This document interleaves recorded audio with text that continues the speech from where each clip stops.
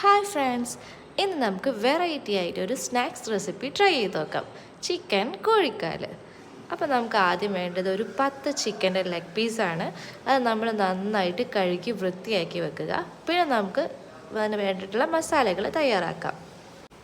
ഇതിന് വേണ്ടത് 3 ഉള്ളിയാണ്.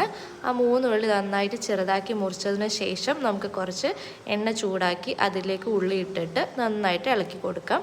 കുറച്ച് കഴിഞ്ഞതിന് ശേഷം നമുക്ക് കുറച്ച് ജിഞ്ചർ ഗാർലിക് പേസ്റ്റ് ഇട്ട് കൊടുക്കാം.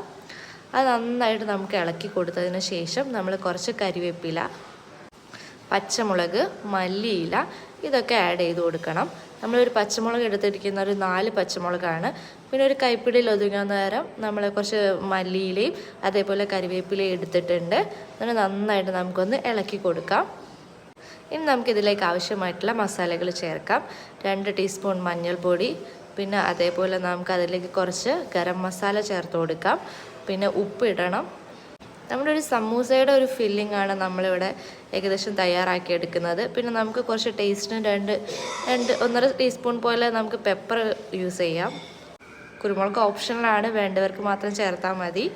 പിന്നെ നമുക്ക് ആ സമയം കൂടി നമ്മൾ ചിക്കൻ വേവിക്കാൻ വേണ്ടിയിട്ട് വെക്കണം. കുക്കറിൽ ചിക്കനും നമ്മുടെ ഉരുളക്കിഴങ്ങും കൂടി വേവിച്ചെടുക്കുക. എന്നിട്ട് നമുക്കിതിൻ്റെ ചിക്കൻ നമുക്ക് മാറ്റി വയ്ക്കാം.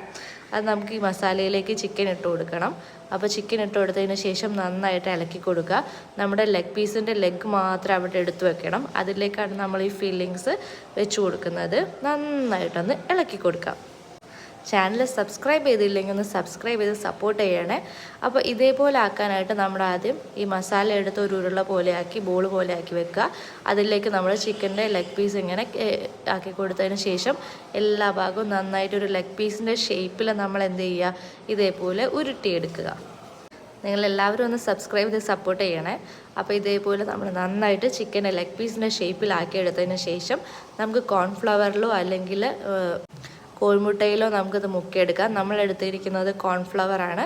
അതൊന്ന് ജസ്റ്റ് ഡിപ്പ് ചെയ്ത് കൊടുക്കുക. പിന്നെ നമ്മുടെ ബ്രെഡ് ക്രംസോ അതല്ലെങ്കിൽ റസ്ക് പൊടിയോ യൂസ് ചെയ്യാം. റസ്ക് പൊടിയാണ് കുറച്ചുകൂടി നന്നായിട്ട് എനിക്ക് ഫീൽ ചെയ്തിട്ടുള്ളത്. അപ്പോൾ നമുക്ക് റസ്ക് പൊടിയിൽ ഇങ്ങനെ നന്നായിട്ട് ഡിപ്പ് ചെയ്തെടുക്കാം. എന്നിട്ട് നമ്മളൊരു പാത്രത്തിലേക്ക് മാറ്റി വയ്ക്കാം. നമുക്ക് ആവശ്യാനുസരണം നോമ്പ് തുറക്കുന്ന സമയത്ത് നമുക്കിങ്ങനെ പൊരിച്ചെടുക്കാം. നന്നായിട്ട് എണ്ണ ചൂടാക്കിയതിന് ശേഷം നമുക്ക് അതിലേക്ക് 2-3 ലെഗ് പീസ് ഇട്ട് കൊടുക്കാം. അത് നന്നായിട്ട് ചൂടായി വന്നതിന് ശേഷം 2 സൈഡും മറിച്ചിട്ട് കൊടുക്കുക. എന്നിട്ട് നമ്മുടെ പാത്രത്തിലേക്ക് സെർവ് ചെയ്യാം. വെറൈറ്റി ആയിട്ട് എല്ലാവർക്കും ഇഷ്ടപ്പെടുന്ന നല്ലൊരു റെസിപ്പിയാണ് ഇത്. അപ്പോൾ എല്ലാവരും ട്രൈ ചെയ്ത് നോക്കുക, ഫീഡ്ബാക്ക് അറിയിക്കുക. അപ്പം thank you all. Please subscribe story.